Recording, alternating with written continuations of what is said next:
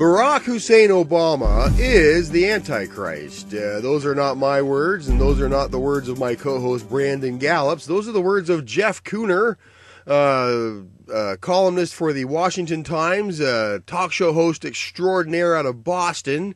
And that's what he said on Freedom Friday with Carl Gallups a couple of years ago. I shall never forget it. He did say it with quite a bit of passion in his voice. Did you happen to hear that, Brandon? Mike, I did hear it, and like you, I heard the passion, my brother. I don't know if it was out of frustration and anger towards the man, or if he literally thinks that, like some other people do, that Barack Obama is the Antichrist.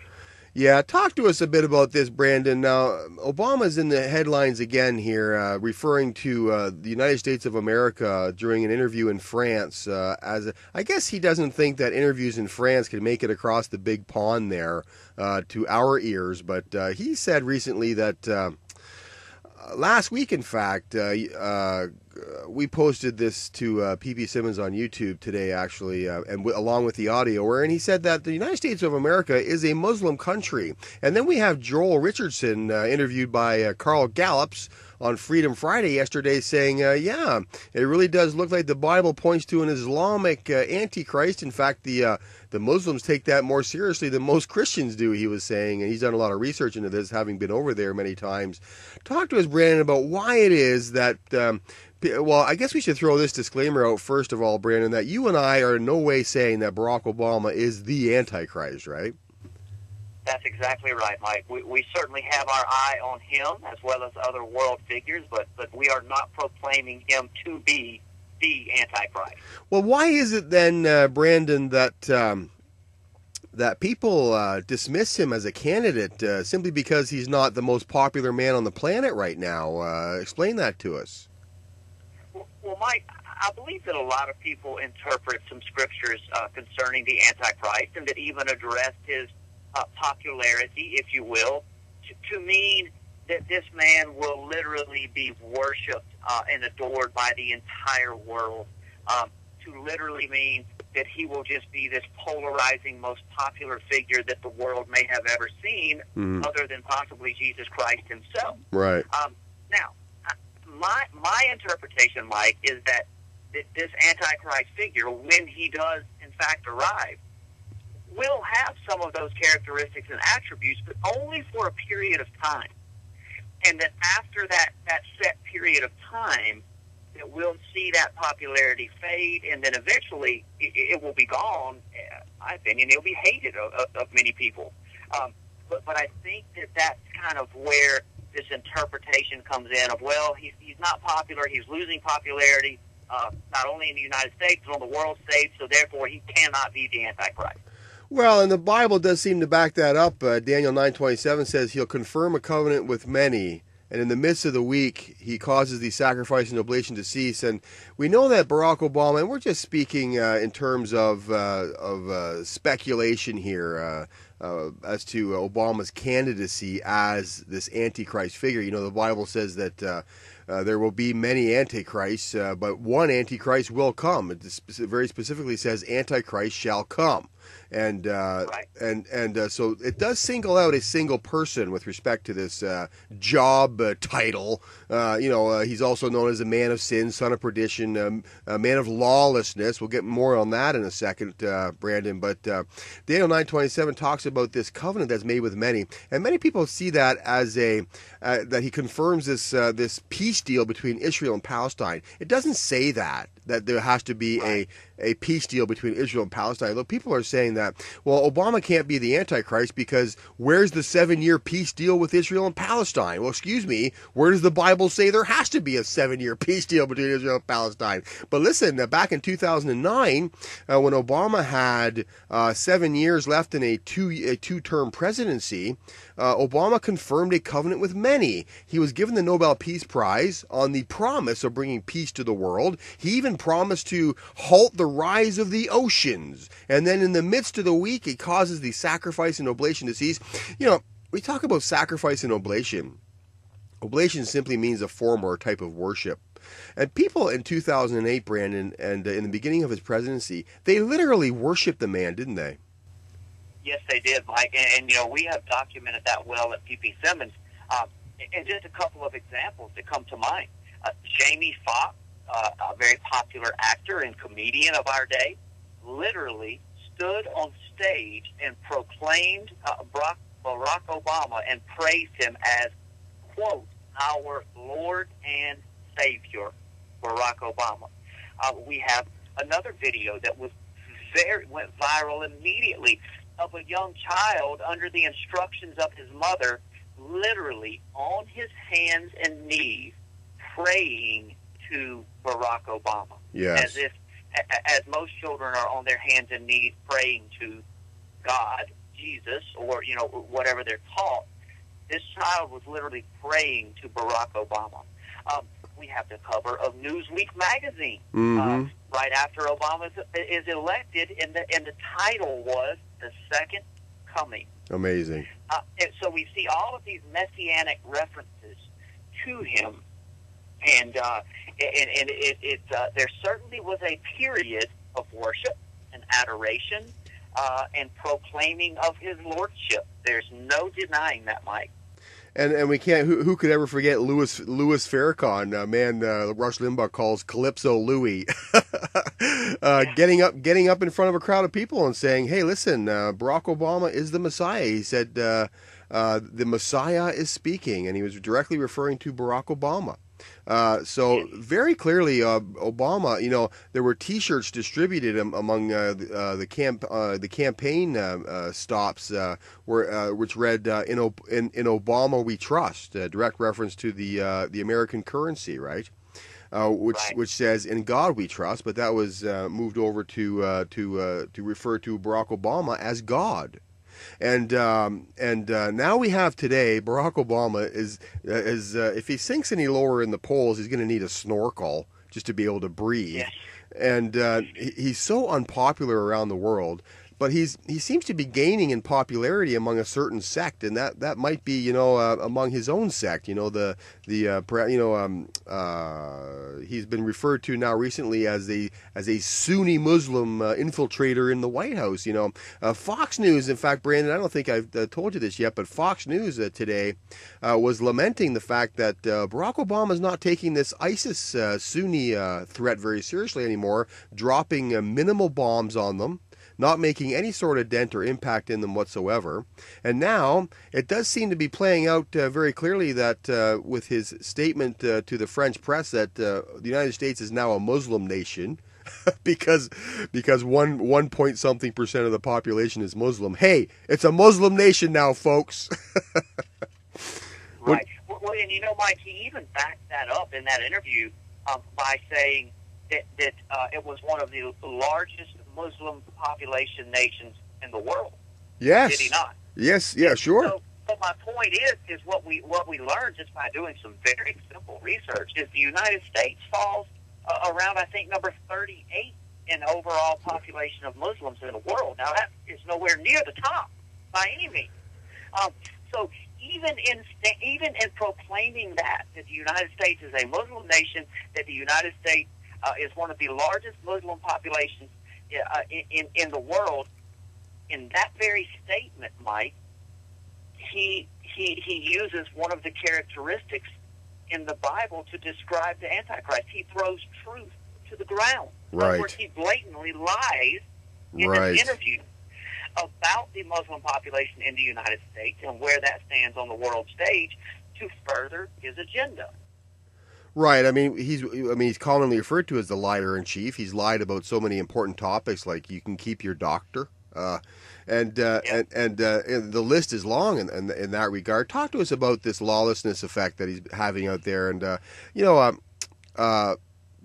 as a side note, one of the most popular videos that we have on P.P. Simmons is the one where it's titled "Did Jesus give us the name of the Antichrist?" ? Question mark. Yes. It's not a bold statement. Jesus gave us the name of the Antichrist, but it is a question. Did Jesus give us the name of the Antichrist? And it's a valid question because Jesus is speaking with his disciples, and I know you know this. I'm just saying this for the benefit of the listening audience out there, but Jesus is speaking with his disciples, and he seems to interrupt himself. And he says, "Hey, I just saw Satan fall as lightning from heaven." And that is the English translation of what he would have said in Aramaic, right? And so Carl Gallups, our resident Bible scholar and Hebrew scholar, and he speaks and he understands all of these languages. He went and he did some research in what if Jesus would have said that in Hebrew.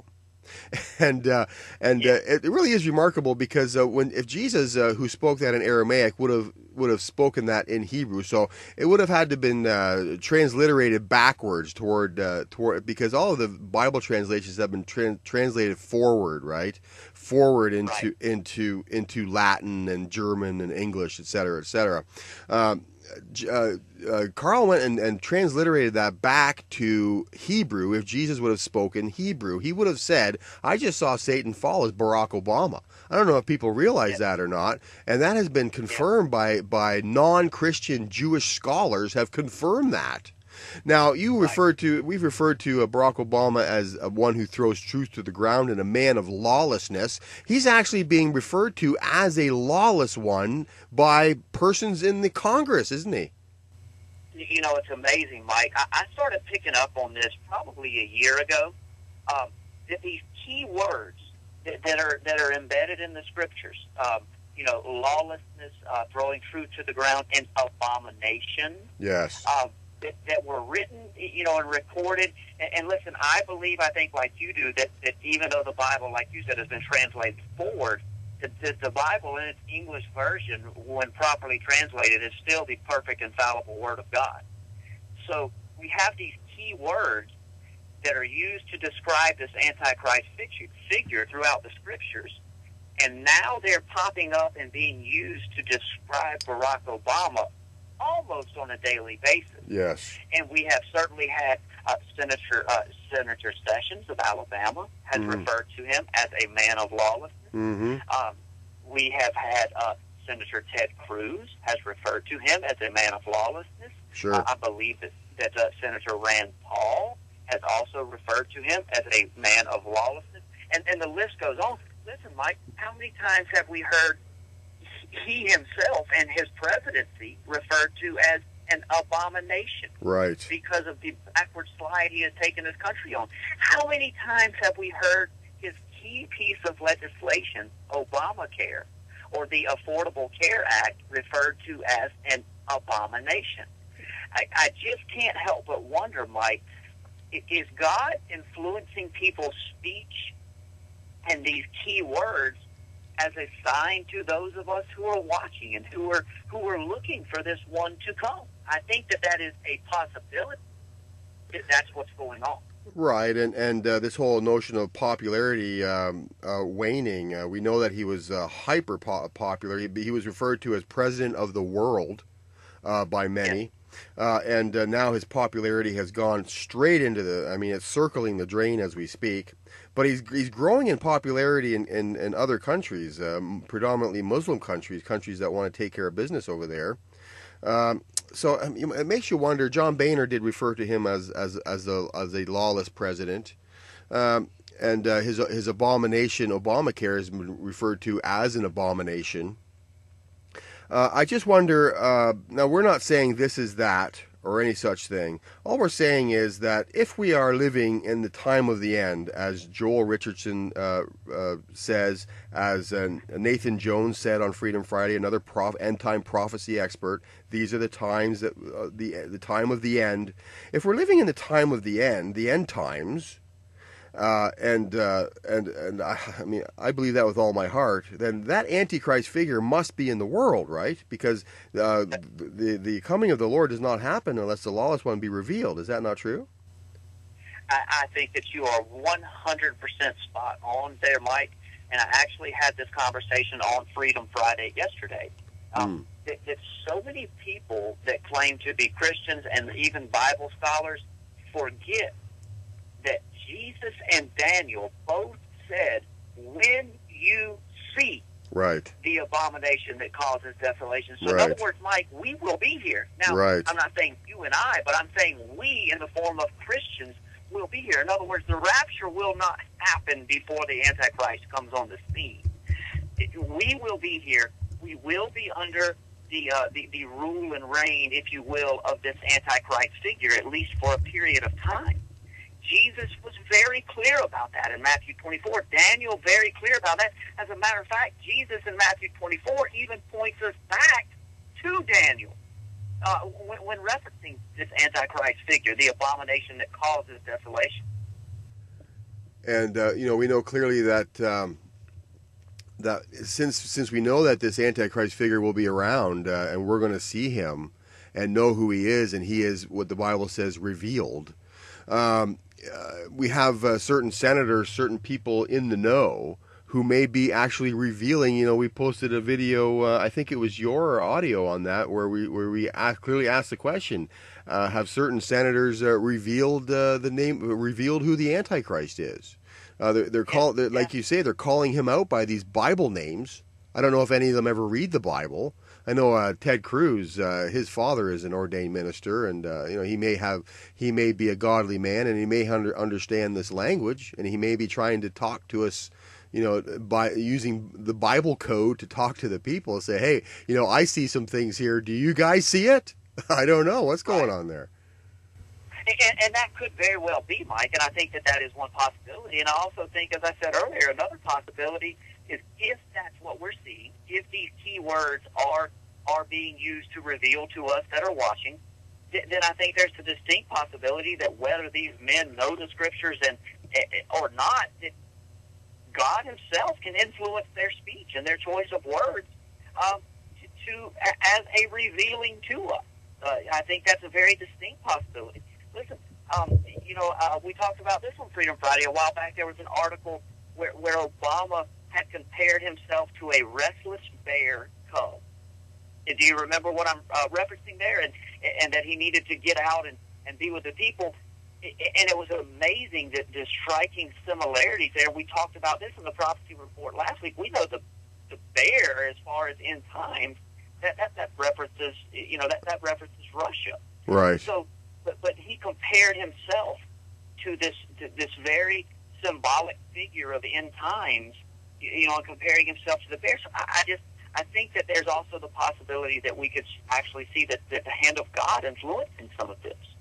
2 Thessalonians 2:3 says, let no man deceive you by any means, for that day shall not come, the day of the Lord shall not come, his return shall not come, except there come a falling away first, and that man of sin be revealed, the son of perdition.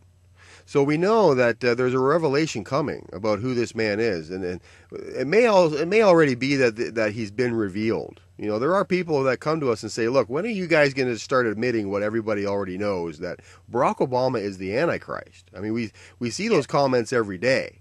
But we also know the folly of that, right? That many antichrists have been predicted to be antichrists. I mean, the list is long. Hitler, Ronald Reagan, the list is long. Right. So we're not falling into that trap. We're just not going to do it. Now there may come a time when that just becomes necessary. But there's no hard, fast rule that we have to be the ones to do it. We just don't want to fall into that trap, Even though we believe the end times are upon us, this could all just be a bluff from the enemy, causing all this ruckus in the world, and it's not going to happen for another 50 years. But listen, folks, the beginning of sorrows is over. And we're now in the time following the beginning of sorrows. We're in the time of the pestilences, earthquakes. This week alone, everybody's talking about Ebola, but I wonder how many people know that a woman died of meningitis in California this week and may have infected 400 other people. I wonder how many people know that they've discovered leprosy in the prison system in Ohio this week. The first time ever leprosy has reared its head in the prison systems in the States. I wonder how many people know that yellow fever has been discovered in mosquitoes in the United States. I wonder how many people know that 1/3 of the U.S. population, 1 in 3 people in the U.S., has a sexually transmitted disease. These are all pestilences, earthquakes in diverse places. We have earthquakes happening in so many different places that to say that it's the same type of earthquakes, the same frequency, is just ludicrous. I mean, I have people sending me data from the United States Geological Survey every day, and they have a long list of earthquakes that happens all the time, every day around the world. And the pestilences and the famines, we talked earlier this week, Brandon, about how this Ebola thing could bring about a massive famine. And, because people are dying that have the skills to generate food. And to farmers are dying, et cetera, and they're talking about now a great famine might sweep the world, at least in the African countries, because of this Ebola thing. I mean, we're past the beginning of sorrows. We're already into the time of the end here. And not only that, brother, you talk about that we're into the time of pestilences and famines and wars and all of these things. But, the verses following that, they relate directly to the time that we live in as well. It says, then you will be arrested, persecuted, and killed. Yes. You will be hated all over the world because you are my followers. Right. Now think about that. That's hard for us to get our head around right here in the United States. But right. Christians are being slaughtered by the thousands That's in true. the Middle East, which, by the way, is where the Bible was written, which, by the way, is where it all started, which, by the way, is where we're all in. And even following that, Mike, verse 10 goes on to say, and many will turn away from me and betray and hate each other. Right. Think about this. 60% of all high school graduates who are raised in church leave the church within 1 year of graduating high school in the United States. Yes. Do you think that many are falling away? And then the very next verse, and many false prophets will appear and will deceive many people. Right. You and I discussed a man walking the face of the earth right now in the United States who has millions of followers who claims to be Jesus Christ. That's right. That's right. That's right. Yes, and now we have all that going on, and people still put their head in the sand and say, "Nope, we're not even into Revelation chapter 4, verse 1 yet," because we're all still here, and the rapture, which happens clearly in Revelation 11. Which is the last trumpet. Paul says, "Behold, I tell you a mystery. We shall not all sleep, but we shall all be changed in a moment, in the twinkling of an eye at the last trumpet."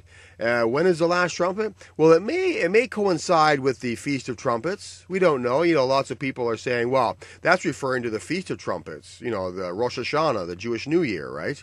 That's what that's referring to. And we say, well, okay, if the rapture happens at the Feast of Trumpets, when the last trumpet blows, spiritual trumpet blows, that will have to coincide with Revelation 11, because we're already into Revelation chapter 9, because the first five trumpets have already blown in with shocking clarity and detail. And there's a book coming out, by the way, in January. I shouldn't say any more about this, but I'm telling you, people are going to be amazed by this. But you're right. I mean, the falling away, people are going to college and university, and because they were talked into their faith by their parents, they're being talked out of it by college university professors who are way smarter than most people's parents. And because these teenagers were talked into their faith by a pastor who doesn't know the first thing about science or logic, they're being talked out of it by their college professors. The great falling away is happening at an ever-increasing pace through the atheist indoctrination mills, also known as university and college campuses. Right. Again, Mike, you're spot on. And just going back to our original topic, let me switch gears a little bit on. Think of this, and we've had this conversation. Of all of these figures throughout history who have been pointed to and said, well, this is the Antichrist, this could be the Antichrist. Number one, let's take Hitler, for example. Many, many, many people said Hitler is the Antichrist. Right. With good reason, right? I mean, Sure. He's slaughtering God's people by the million. Right. So, but Israel was not back in the land. Not back in the land. When Hitler was doing that. Right. Right. So now we see that. Not only that, here's what I believe, Mike. I believe, and again, not proclaiming that he is. But I believe that of all of the figures throughout history that have ever been compared to this Antichrist figure, I think that the elements of fulfillment that we have seen in Barack Obama to this point are more than we have ever seen of any other person that has been compared to that figure. Right, and Joel Richardson on the show yesterday, he makes the strong case that we're looking at an Islamic Antichrist, someone who the Muslims, because the Antichrist system is very much embodied in the religion of Islam. And Richardson, go ahead.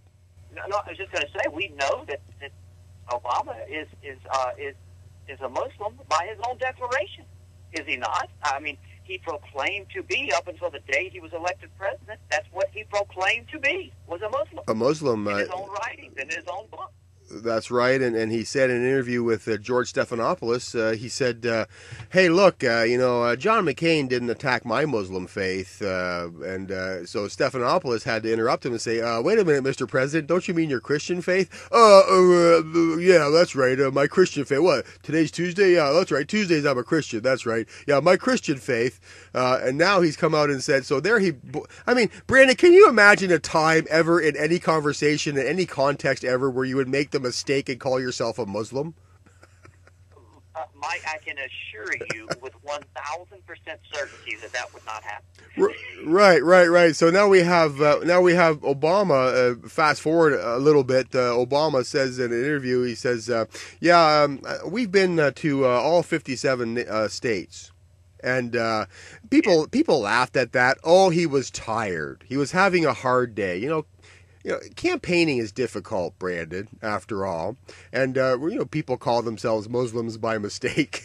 People refer to their own country as having 57 states. But it just so happens that we do know that there are 57 Muslim countries in the world. 57 Muslim states exist in the world. Now, is that just a coincidence? I think Barack Obama in France the other day just made the United States number 58. I think. He certainly attempted to, didn't he? Well, he sure did. And, with all of this happening and Joel Richardson making a powerful case that we're actually looking at an Islamic Antichrist figure, that does not preclude Barack Obama. He could easily Right, he could easily slide into the Islamic Mahdi Antichrist mode, and it wouldn't be much of a step. He would just have to make a small little tippy-toe over there. Hey, I'm a Muslim. I've been a Muslim all along. I've been practicing taqiyya, which taqiyya is lying for Allah, pretending to be a Christian. I know I had a few slip-ups and actually admitted that I am a Muslim a few times, but I've been just practicing taqiyya, to turn the United States into a Muslim country. It looks like I've just about fulfilled that. But hey, here I am. I'm a Muslim. I've been a Muslim all along, ever since I was indoctrinated into that demonic religion. And when I was in Indonesia with stepdad, and I've been a Muslim all along. Here I am, the Muslim Mahdi, and and I really do see this all happening. I think the stage is being set for a post-rapture paradigm shift, where the whole world switches over to an Islamic system of functioning, and the New World Order looks very Islamic, Brandon.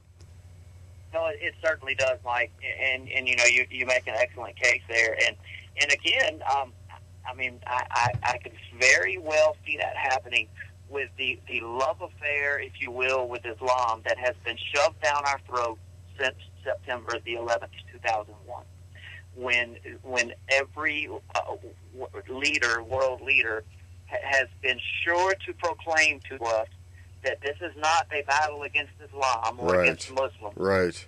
That these were just a few lone wolves that are distorted and deranged. When, Mike, you and I know that the Quran, there are more verses in the Quran that advocate killing and violence against anyone who is not of the Islamic faith than there are that don't advocate that. You make a powerful statement there, Brandon, because Imam John Kerry, said this week that denigrating Islam is akin to rape. And so here we have this love affair with Islam continuing. All the mainstream media just, Islam is a wonderful religion, and these are not. It's not Islamic to do what ISIS is doing, even though Islamic is in their name. And you go now. It's funny that you mention September 11th, 2001, because the resulting Patriot Act. It says right in the Patriot Act that it is against the law, Brandon, to denigrate Islam. To blame Islam for any of this is against the law, and Islam is the only religion mentioned as being now the Patriot Act was passed into law. And I don't know how many people realize this, but within the pages of the Patriot Act is enshrined a law which protects Islam from being blamed for any of this stuff. And I don't know, Brandon, that's quite an education for people to even bring that up, because I suspect that the vast majority of people have no idea that that's in their own legal system, that it's against the law to denigrate Islam. Yes, and Mike, in all honesty, I didn't know that until I, not too long ago, heard you give a little education on that, and was shocked to learn that existed. But when we examine everything else, and again, I'm going to use that word, this love affair with Islam, it makes perfect sense. It makes perfect. It does appear that we are certainly being set up for the Islamic takeover, and possibly, as Joel Richardson laid out the case for yesterday, for becoming Islamic Antichrist. Yeah, we're going to post. That audio to, and we're not saying that has to be Obama. We're just saying. Not at all. Right, we're just saying that it really does look for sure, and it won't be difficult for people to embrace the reality that the Islamic system and an Islamic personality is going to run the Antichrist system. And we're just saying, hey, Barack Obama does rank as a candidate for Antichrist. Anything else to add here, Brandon? Just to reiterate the point that Mikey has fulfilled in stunning perfection so many qualities that, again, we are not proclaiming he is, but if we are going to proclaim ourselves to be students of the Word, if we are going to do like Jesus commanded us to be aware of the times that we live in, then we must keep with a watchful eye. Thank you very much, Brandon. Ephesians 6:12 says, "For we wrestle not against flesh and blood, but against principalities, against powers, against rulers of the darkness of this world, against spiritual wickedness in high places." My name is Mike Shoesmith, and like we say at the end of just about every show, the end times are not coming. The end times are now. We'll talk to you guys next time.